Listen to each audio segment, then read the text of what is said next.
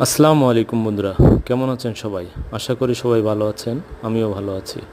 বন্ধুরা, আজকে চলতে চলতে দেখলাম এক চাচা তাল বিক্রি করছে। তো বন্ধুরা, তালের শ্বাস কিন্তু খুবই সুস্বাদু এবং মিষ্টি হয়, কিন্তু তালটা সুন্দরভাবে কাটতে হবে। তো বন্ধুরা, অনেকেই তাল কাটতে যেয়ে তালের পানি বের করে ফেলে। তো এখন তালের সিজন, তাল না খাইলে আসলে তাল দেখলে খাইতে মন চায়, গ্রামের মানুষ আমরা। তো বন্ধুরা, এই চাচার তাল কাটার স্টাইলটা আমার কাছে খুব একটা ভালো লাগেনি, কেননা উনি তাল কাটতে যেয়ে তালের শ্বাস তালের পানি বের করে ফেলছে।